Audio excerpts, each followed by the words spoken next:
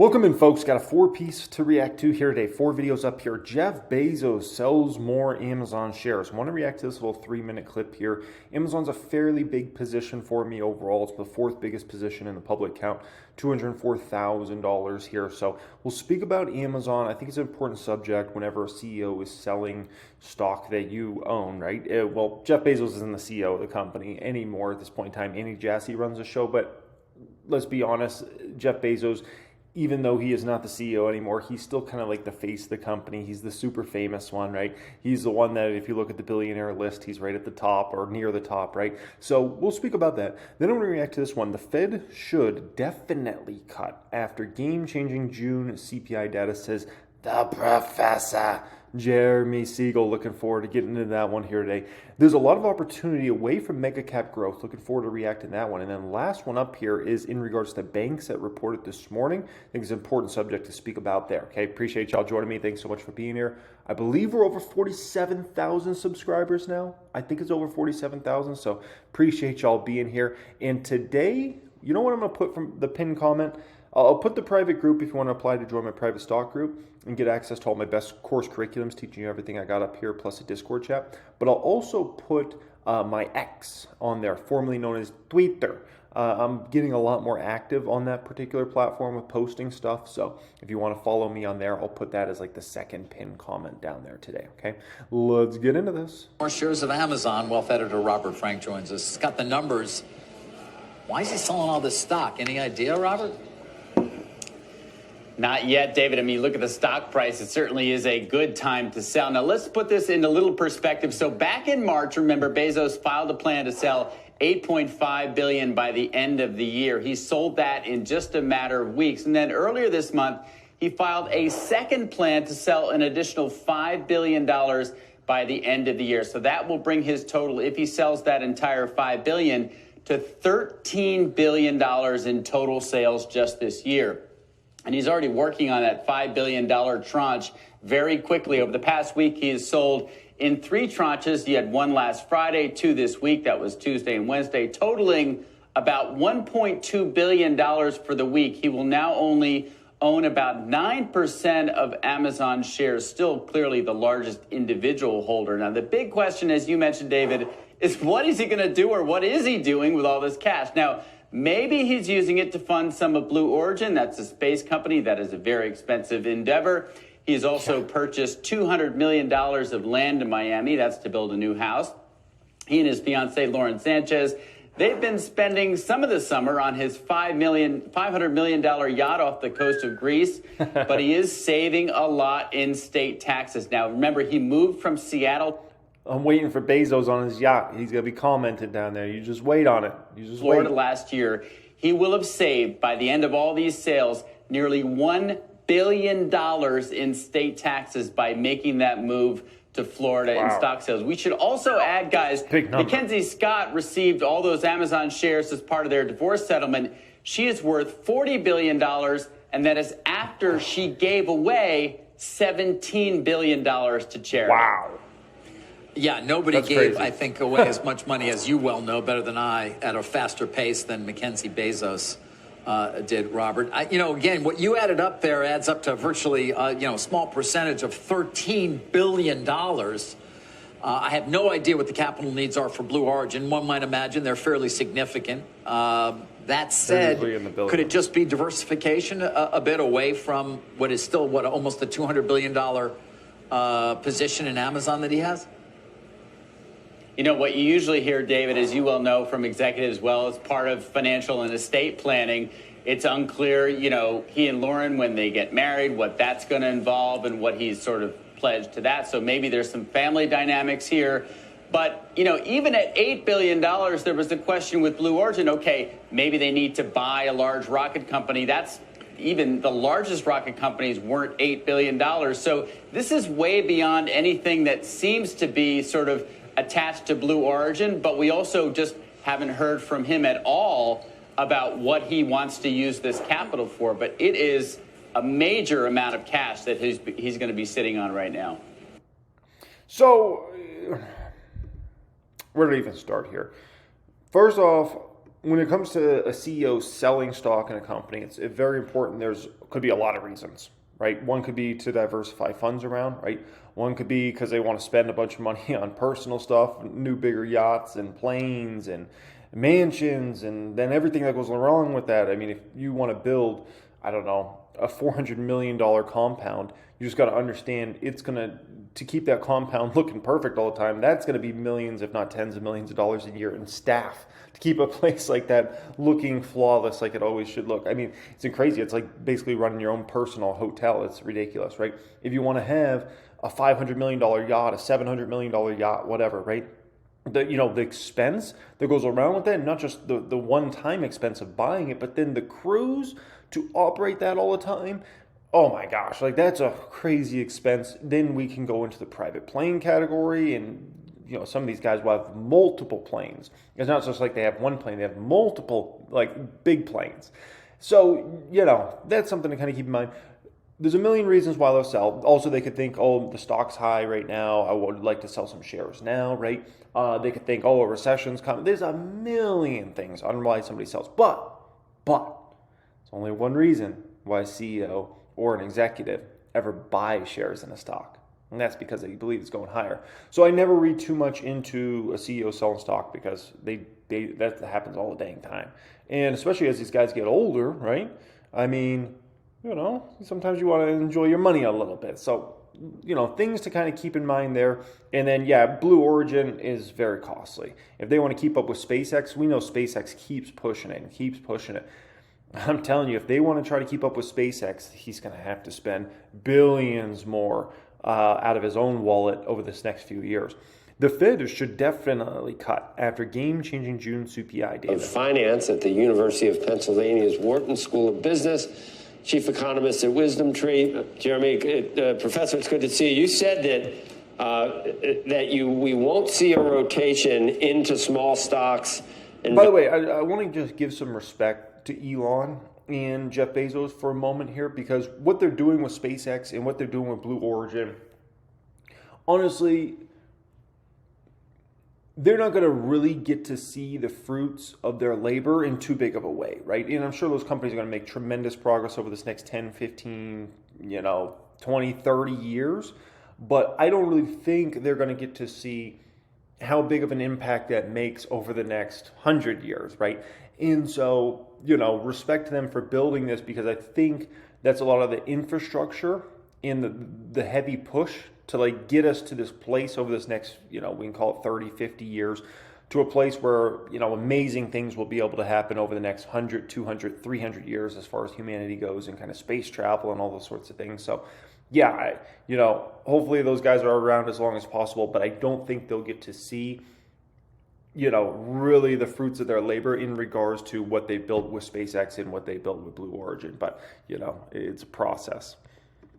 Stocks until it becomes clear the Fed's going to cut, and that the CPI, you said this before it came out, could be a game changer. That's exactly what happened. You saw what happened with the Russell yesterday. Now, what is this? 3 steps forward, 2 steps back? What did the PPI say to you? Well, I think it's 4 steps forward and maybe 1 step back. There's a few components here that do go into the PCE, and it's going to take a little while to suss that out. But I think that the CPI was a game changer. And it was last Friday for Scott Wapner closing bell that exactly what I said. And I think the Fed should definitely cut. Not only was it great inflation news on the CPI, which is far more important than the PPI, but let's look at jobless claims. Now, jobless claims were good this week, but don't forget they reported the week of July 4th, which, is always distorted. I'm really looking at it next week because we've been on an upward trend, not only on claims, we've been on an upward trend on the unemployment rate.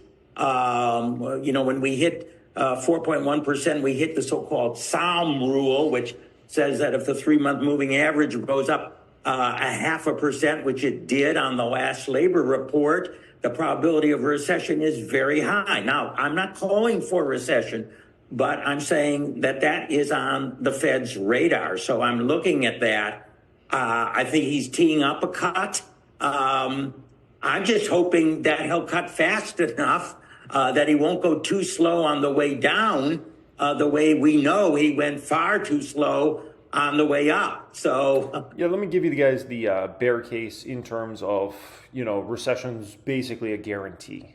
Big recession, unemployment cycle, basically a guarantee at this point in time. So let me put together that case for you here, okay? So if I was to put that case together for you, I would point out the inflation cycle we went through over the past few years, right? We're going through it, things getting worse. Finally, the Fed takes it serious. They start obviously raising interest rates. And how long did it take for the Fed to raise interest rates to really start bringing down CPI to levels that you would want it at? It took years, right? Several years. So let's play this game the other way. Okay, now unemployment's starting to rise, right? We could be going into an unemployment cycle. We could be going into problems in regards to the employment market, right? Well, the Fed's going to eventually start cutting here. I don't know, September, November. There's debate about what month it's going to be, right? Okay, they start cutting, but it's going to likely take a year, if not several years, of the Fed cutting to get down to a place where it starts to positively affect the employment market again, right? In any substantial way. So likely, there's a pretty high probability you get an unemployment cycle in there, right? Where unemployment goes to at least 5-6%, if not, 7, 8, 9%, 10%, something like that, right? So that's a little food for thought in regards to that. It's no bueno, it's no fun, right?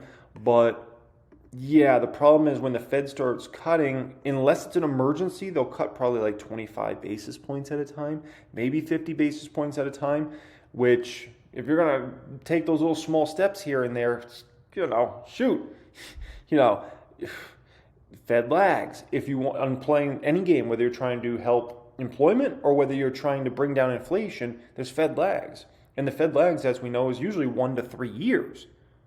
So from the time the Fed starts cutting, let's say they start cutting September of this year, in order to start helping out the employment market or the economy, it's going to take likely a minimum of 1 year to even start to see anything, but likely closer to 2 to 3 years, right?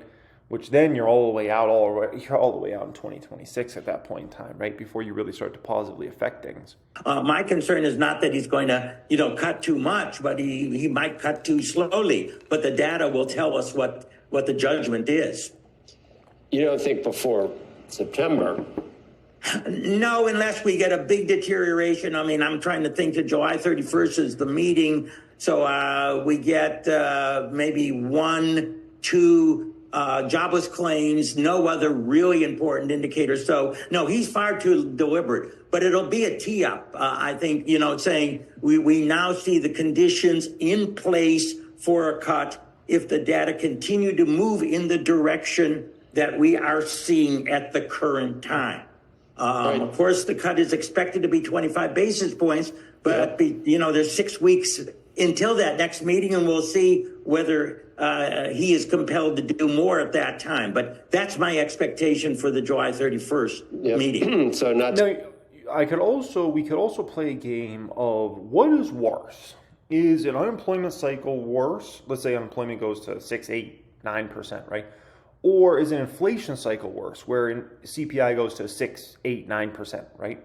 What's worse out of those two situations? Well, a lot of people could argue that an inflation cycle is far worse than actually an unemployment cycle. So if you had to pick CPI go to 8% or unemployment go to 8%, some people would make a case that it's actually better to have unemployment go to 8% than CPI go to 8%. And the reason being essentially is, okay, unemployment goes to 8%. That hurts a much smaller segment of the overall population. CPI goes to 8%, that hurts everybody. Everybody is hit by that, right? And so that's why some will make an argument that what we've actually been through over the past few years is worse than an unemployment cycle, right? And so, I think there's cases to be made for both, because at the end of the day, if unemployment's in a higher place, let's say, for instance, right, well, that's less spending in the economy. That can hurt businesses. That can hurt people that might count on bonuses and tips and all those sorts of things, right? So I think there's arguments to be made by both, but I can definitely see the case that inflation hurts more than an unemployment cycle. I really can see that. And I'll also say it's easier for the Fed to cut rates to 0 and flood the system with money than to bring down inflation. To bring down inflation, because it gets embedded, much more difficult. So, yeah, I could see why, I could definitely see why, there's people that believe that inflation cycle is worse than unemployment cycle. Inflation, but suddenly what we're seeing in the slow down the labor economy, market, because it looks like this half is going at less than 2%. Yep. We were originally excited about, last year way above expectations. The Fed expected over 2% for 2024. Well, the first half looks like under 2%, and that's below Fed target. So there's many reasons. He himself said, we're not going down to 2, waiting for the CPI to go down to 2 before we cut. That's far too late. What was really encouraging, finally, that rental component, which I've talked about so often, is so lagged in the CPI, finally started coming in lower, and hopefully that'll continue to happen in coming months to keep that CPI rate in line. So the other mandate's now just as important. It used to be inflation. Now you got to look at both, and the claims number is one way to see it every week. The rotation we saw yesterday, does that continue? You think the NASDAQ is ready for a breather? Do you think you're going to see a move into just the breadth will improve, smaller company stocks will go up, value will go up now? That was the beginning of something yesterday? And the reason is that small firms are so much more sensitive to the short-term interest rate, which the Fed sets. It used to be called LIBOR, now it's called SOFR. They pay the short rate plus 200 basis points, and all their inventories, a lot of their borrowings are due to that. A lot of the big companies, either pay through equity or fixed in long rates long time ago. Those firms are going to be the most helped by lowering interest rates of the Fed, and I think that's what stock pickers saw yesterday. And unless we get some bad news to the contrary on inflation or too fast an economy, that it could be that yesterday marks a shift finally in the big tech stocks versus the rest of the market. I mean, I've never seen anything when 400 stocks go up in the S&P and the S&P goes down. That's something that you don't see very often, if ever. Now, let me answer this question, okay? What's worse for the stock market? A 7% CPI, super high CPI, or 7% unemployment rate, super high unemployment rate, let's say, for instance, right? I can tell you the unemployment going to 7% far worse for the stock market than CPI going to 7%. And the reason being is if there's that much inflation in the system, companies are going to be able to go up on price likely substantially in regards to their products, which is going to help kind of offset the business, at least to a certain extent, right? Maybe not the full way, but to at least a certain extent. It also helps their revenues go higher, right? Of course, what they pay for the inputs of their products is also going to go higher, so that's kind of an issue. And that's why a lot of times SaaS companies are really seen as a holy grail, because they don't have to deal with the worry about what's the price of gas and what's the price of, this piece of steel over here and what's the cost of labor and whatnot. So that's why SaaS companies are kind of seen as a holy grail. Now, an unemployment cycle, very, very devastating to a lot of companies, because then companies could have actually deflation in regards to their products, which then means their margins could actually go down in the short term. Additionally, if a lot more people are unemployed, there's a lot less money out there, right? A lot less money out there to be spent. And so that definitely hits companies' earnings. You can see that clearly if you look back at companies' earnings, from the second half of 2008 through, basically the first half, if not the first 3 quarters of 2009. A lot of it was just a whole host of companies that revenues basically went negative in that particular time for about a year and a half there, right? So overall, and then a lot of companies just weak earnings in 2010 as well. Overall, I will say, yeah, an unemployment cycle is worse for the stock market than an inflation cycle. The only way I could see an inflation cycle being worse for the stock market is if Fed funds rate was already high going into it. So let's say before the big inflation cycle, Fed funds rate was already 5.5, for instance, right? and then you get a big inflation cycle, and next thing you know, the Fed has to raise interest rates to 9-10%. That would be a different situation, because then I think you would just see a mass exodus of people investing in the market and say, shoot, if I can get 9% on a treasury, I'm going 9% treasury. This recent cycle going to the 5s for treasuries, right? It attracted some money, certainly, but it wasn't like crazy, because still a lot of people look at it and they think, like, everybody's got a program in their head, 8% a year in the S&P 500, right? And then you think, okay, 5%, 5.5%, whatever, 5.3% in a treasury, well, still better than the S&P 500, right?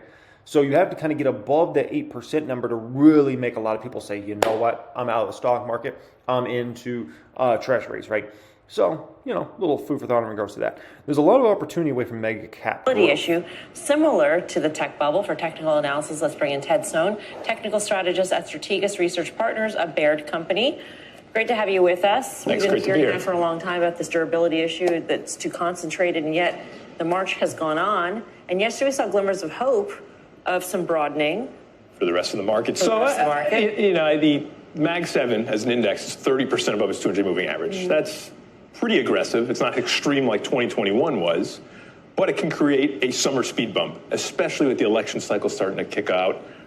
You can get corrections during election years. So I wouldn't be surprised if you saw some profit taking, but ultimately, the key to this market is the equal weight S&P 500, because when you start to get these big weights, which are so influential now in the S&P 500, without the bench, as I like to call it, you're not going to be able to sustain that. And that's when real issues come through. And so I liked what yesterday had, where you had the large cap names pause, but really good internal strength. We had, I think, 400 of the S&P 500 stocks actually trade higher today, which is a real positive sign. Yeah. When you take a look at some of the leadership when it comes to the AI trade, it has been semiconductors. And I think what was really notable in the month of June is we saw some really interesting moves, particularly among NVIDIA and Broadcom. We saw outside reversals June 20th or so that week. And they haven't really regained. They haven't gone up to back to highs at all set on those days. Should we be more concerned given the sort of the speed bumps exhibited by some of the components? Yeah, I think it's the expectations are so high. We have earnings coming up that when you start to see outside reversals like that on very high volume too, like Yes, think about very this. high volume, yeah. The 2x leveraged NVIDIA ETF is one of the most traded ETFs now. That is very uncommon, right? Usually it's your SPYs, your IWMs, right? So it's really odd to see this single stock ETF up there. So I think that you're saying... Why is that happening? It's not just because of excitement around NVIDIA. It's because fund managers are already trying to chase the market because they're likely getting destroyed by the S&P 500. And they're like, crap, we got to play catch up here. And so they're like, 2x leverage, NVIDIA. Up for a correction. And if I was a portfolio manager, if I'm an investor, I have 10 stocks that are 40% of the S&P 500, 10 stocks that are 60% of large cap growth indices. So I want to look away. I want to look at healthcare. I want to look at financials, which as big tech has paused, those are the names that are actually starting to break out here too. So there's a lot of opportunity away from mega cap growth. Mm-hmm. And going to some of the sectors that showed some glimmers of life yesterday, REITs had a very good day yesterday. Home builders had on this pullback in rates, the expectation that the Fed will actually start cutting decisively in September.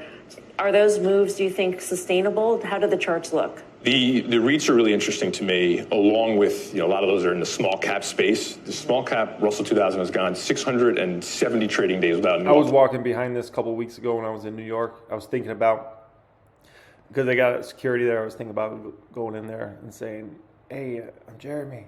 Can I talk to Becky real quick? See if they let me in. I don't know. Maybe they would have. Maybe they wouldn't have. We'll see. They'll say, I got 4 silver play buttons. They're like, we don't know about silver play buttons, sir. Sorry.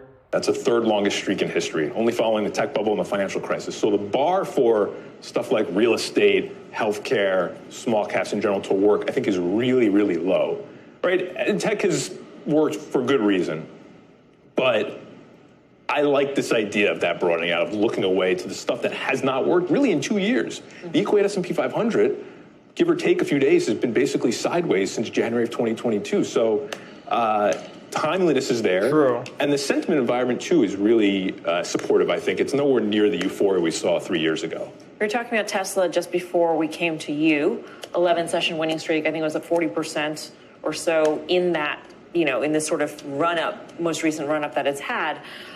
Is there any concern about the velocity of this move. I wouldn't expect anything less from a Tesla type stock, right? The volatility there is immense. My issue with Tesla is it's the sloppiest of the Mag 7. Yeah. Right? Apple, Nvidia, Sure. Google, Fair. Meta, those are all defined uptrends. Yes, they can correct from extended positions. Tesla's the hardest call because there is no trend there. You've had these volatile moves, 40% down, 40% up. I don't know if I have a great call there. I suspect the sentiment will get worse, right? It was pretty bad a few weeks ago. You still have about 13 or 14. I don't know about sentiment getting worse. And, I'll just say in regards to Tesla, we'll finish out this. I'm not going to have time for this bank clip. I'm tight on time today, unfortunately. But in regards to Tesla, the options market got completely screwed up by the whole robo-taxi situation. And so is it anything that changes the future of the company? No. But there's no doubt it messes up the options market, which completely screws with the stock, which is why the stock's just all over the place recently here. Ratings, that's the most of any stock, large cap stock out there. So yeah, low bar, but you're trendless. It's difficult to make a move on Tesla. I'd rather play through options. And also in the category of making run-ups into earnings, banks. So what do you see in the charts there? I like how the big banks have acted. JP Morgan's still strong. Citi and Bank of America have. Let me just try to watch the first minute or two. Citi kick off earnings today. All three topping expectations with second quarter beats. And next week, of course, Goldman, BlackRock, B of A, Morgan Stanley, Erica Najarian, and UBS large cap bank. All beat, but going down, right? Well, why might that be? Well, I think there's two factors that aren't good here. One is if we could push into recession in the next year, it's not going to be good for banks. Secondly, if the Fed's about to go through a cut cycle, it's not good for those big banks. It's good for smaller guys, maybe a SoFi, maybe some of the regional banks, but I'm telling you, a cut cycle is not good for the big banks. The big banks have been making a fortune, those money center banks, because interest rates have been so high. And they don't pay out anything on savings accounts, right? So they've just been making a fortune. And the same could not be said for a lot of the smaller guys out there. So just a little food for thought. I wish I could react to that full video. I'm just tight on time. Guys, appreciate you joining me. Thanks so much for being here. Pin comment down there today, application for my private group if you're looking to join my private stock group. And the second pin comment will be Max. Much love and have a great day.